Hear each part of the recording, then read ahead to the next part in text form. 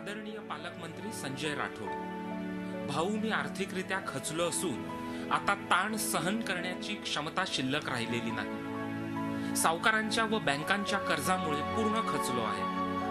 घराच्या जबाबदाऱ्या पार पाडण्यास असमर्थ ठरत आहे। तरी मी हयात नसल्यावर माझ्यावरील सर्व कर्ज माफ होईल हीच अपेक्षा। आपला विशाल पवार। यवतमाळमधील नेर तालुक्यातील मारवाडीचा 32 वर्षीय विशाल पवार हयात नाहीये, पण जाता जाता त्यानं सरकारी व्यवस्थेचं पितळ पुन्हा एकदा उघडं पाडलंय। देशातल्या सर्वाधिक शेतकरी आत्महत्या होणारा जिल्हा म्हणून कुप्रसिद्ध असणाऱ्या यवतमाळमध्येच घडलेल्या या प्रकाराची सध्या चांगलीच चर्चा आहे। विशाल पवार यांच्यावर नेर अर्बन बँकेचं 1.5 लाख, खासगी सावकाराचे 50,000 आणि कृषी केंद्राचं 1 लाख रुपयांचं कर्ज होतं। परदेश भेटला मला मामा म्हणे बातमी राहिलं म्हणे कर्जमाफी नाही केली म्हणे, त्याच्यात काही 14 कोटी काही असं जाहीर केलं म्हणे, टीव्ही मध्ये पाहिलं तर काही सुसून नाही राहिलं म्हणे, असं म्हटलं होतं मला त्यानं।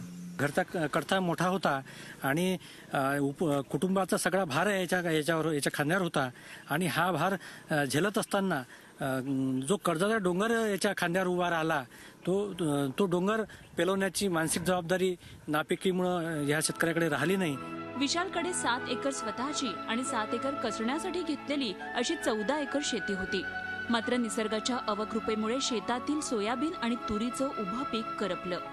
निसर्ग साथ देत नाही मेहनत करूनही, यामुळे मी असा टोकाचा निर्णय घेतो। माझ्या या बलिदानाचा फायदा सगळ्या शेतकऱ्याला होईल अशा प्रकारचं पत्र त्यांनी पालकमंत्र्यांच्या नावाने लिहिलं आहे।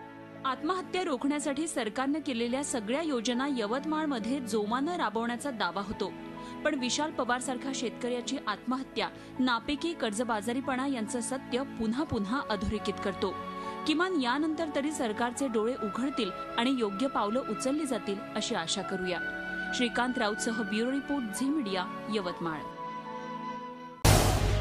झी 24 तास रहा एक पाऊल पुढे।